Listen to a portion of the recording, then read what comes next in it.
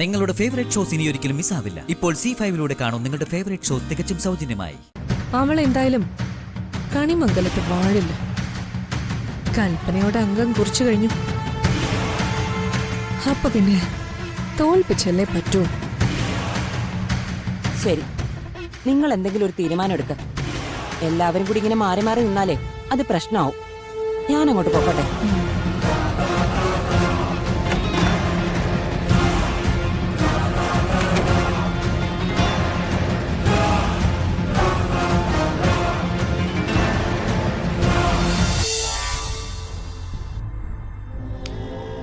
പ്രിയങ്കയോടുള്ള ദേഷ്യം മുഴുവൻ കൽപ്പനയുടെ മുഖത്തുണ്ട്. ദേഷ്യം വരുമ്പോഴും കാണാൻ നല്ല രസമാണ്. മതി മതി.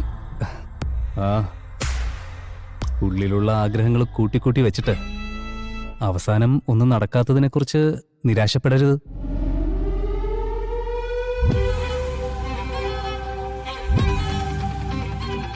നഷ്ടപ്പെടുന്ന ഓരോ ദിവസവും യൗവനത്തിൻ്റെതാ. കുറച്ച് ദിവസം കഴിയുമ്പോൾ പാഴാക്കിയതിനെ കുറിച്ച് കുറ്റബോധം തോന്നരുത്.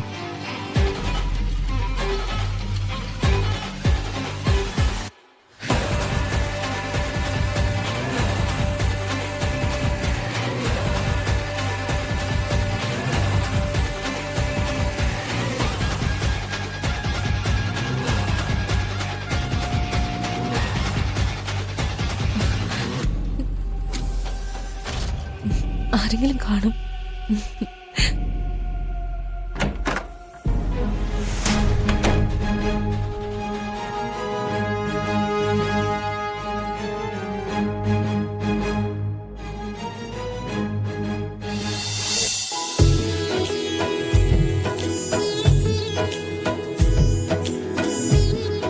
സുവിൻ,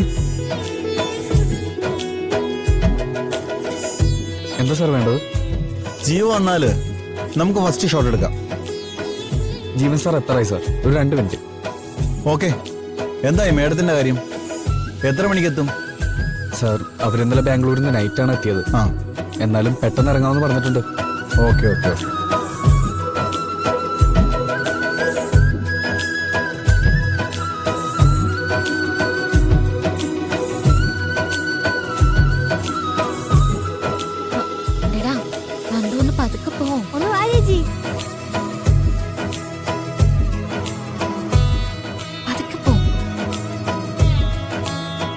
സുബിൻ,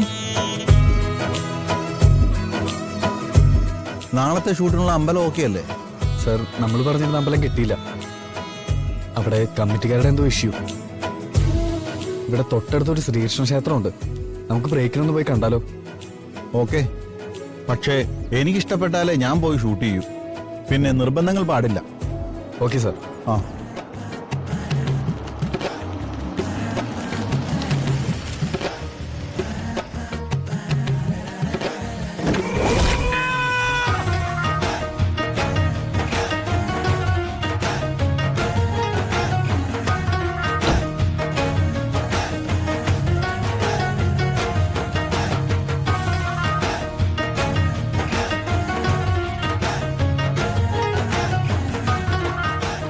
ചേച്ചി നോക്ക് ചേച്ചി, എന്തു ഭംഗി കാണാനായിട്ട്.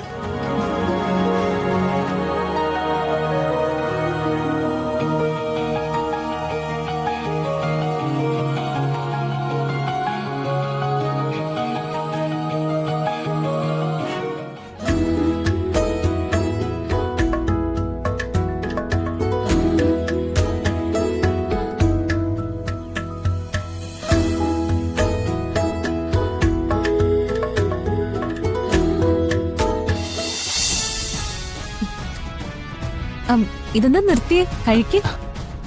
മതി. ഒന്നും പറ്റില്ല, കുറച്ചുകൂടി കഴിച്ചേ. ഞാൻ കുറച്ചുകൂടി കറി ഒഴിച്ചു തരാം.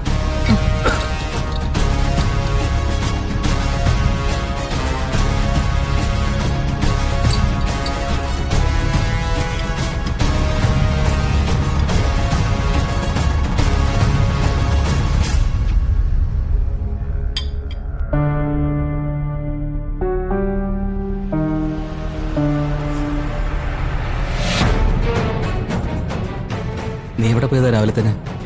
എനിക്കൊരാളെ കാണാനുണ്ടായിരുന്നു. ഇനിയിപ്പോ ഏട്ടന് കുഴപ്പമൊന്നുമില്ലല്ലോ. ഏറ്റവും പ്രിയപ്പെട്ട ആള് തന്നെ അടുത്തെത്തിയല്ലോ. ഞാനൊന്ന് അകത്തേക്ക് പോട്ടെ. ശരി മോളെ.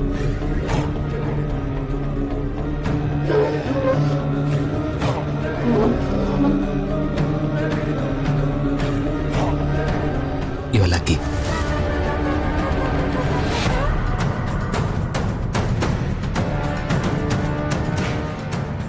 എത്ര പെട്ടെന്നാ പ്രിയങ്ക നമ്മുടെ വീട്ടിലെ ഓരോരുത്തരുടെയും ശീലങ്ങൾ പഠിച്ചു വച്ചിരിക്കുന്നത്. നമ്മുടെ വീട്ടിലേക്ക് ഇതിലും നല്ലൊരു കുട്ടി വരാനില്ലടാ. നിന്റെ സെലക്ഷനിൽ എനിക്ക് അഭിമാനം തോന്നുന്നു. ഏട്ടാ, ഇന്നലെ എന്താ നിനക്ക് സംഭവിച്ചതെന്ന് എനിക്കറിയില്ല. പക്ഷേ ഒരു കാര്യം ഞാൻ നിന്നോട് പറയാം. മാണിക്യം കയ്യിൽ വെച്ചിട്ട് കരിങ്കൽ ചെളി തേടി പോരുത്. അവള് നമ്മുടെ വീടിന്റെ ഭാഗ്യ. ഞാൻ വേദനിക്കുന്നത് പോലെ ഒരിക്കലും നിനക്ക് വേദനിക്കേണ്ടി വരില്ല. അതുപോലെ അവളെ ഒരു വാക്കുകൊണ്ട് പോലും നീ വേദനിപ്പിക്കരുത്.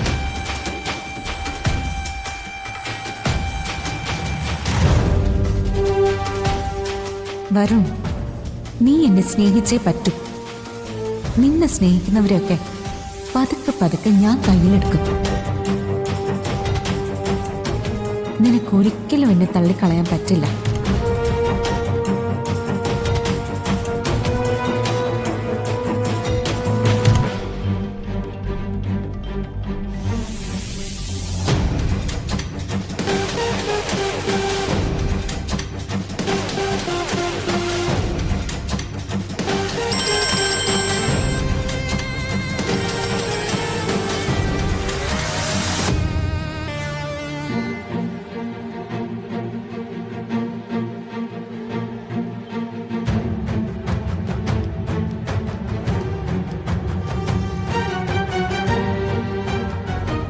ഹലോ ശരത്തെ, എങ്ങനെയുണ്ടായിരുന്നു മണവാട്ടി? മണവാളന്റെ വീട്ടിലെ ആദ്യത്തെ ദിവസം കുഴപ്പമൊന്നും ഉണ്ടായിരുന്നില്ലല്ലോ? തൽക്കാലം കുഴപ്പമൊന്നുമില്ല. പിന്നെ ഇവിടെ പിടിച്ചു നിൽക്കണമെങ്കിലേ കുറച്ച് ബുദ്ധിമുട്ടുണ്ട്. അതെന്നെ കൊണ്ട് സാധിക്കും. അതെനിക്ക് നന്നായിട്ട് അറിയാം. പിന്നെ ഇന്നലെ വരുണിനോട് സംസാരിച്ചോ? സിനിമ പ്രൊഡ്യൂസ് ചെയ്യുന്ന കാര്യമൊക്കെ പറഞ്ഞോ? ശരത്ത് എന്തായി പറയുന്നേ? ഞങ്ങള് തമ്മിൽ ഇതുവരെ കാര്യമായിട്ടൊന്നും സംസാരിച്ചിട്ട് കൂടിയില്ല.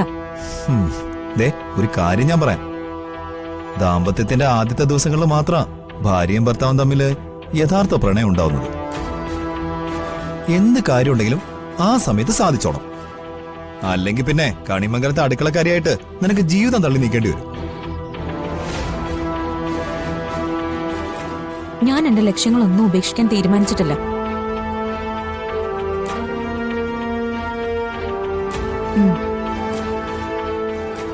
തൽക്കാലം ഒന്ന് ഒതുങ്ങി നിന്നിട്ട് അവതരിപ്പിക്കേണ്ട സമയത്ത് ഞാൻ കൃത്യമായി കാര്യങ്ങൾ പറഞ്ഞോളാം. ആ, അത് മതി. പക്ഷെ ഒരുപാടങ്ങ് നീണ്ടുപോകരുത്. ഈ കല്യാണം കഴിക്കുന്ന കോന്തമാർക്കൊരു ശീലമുണ്ട്. ഭാര്യ എപ്പോഴും അടിമയായിരിക്കണമെന്ന്, അവരുടെ സ്വപ്നങ്ങളൊക്കെ തല്ലിക്കൊഴിക്കണമെന്ന്. ഞാൻ ആരുടെ അടിമയല്ല. എന്റെ സ്വപ്നങ്ങൾ തല്ലിക്കൊഴിക്കേയില്ല. ഇനി മുന്നോട്ടുള്ള ഓരോ ചുവടും എന്റെ ലക്ഷ്യങ്ങൾ തന്നെയാ പ്രധാനം. നീ ഫോൺ വെച്ചോ. ഡൗൺലോഡ് ചെയ്യൂ C5 ആപ്പ്. കാണൂ എല്ലാ എപ്പിസോഡുകളും സൗജന്യമായി.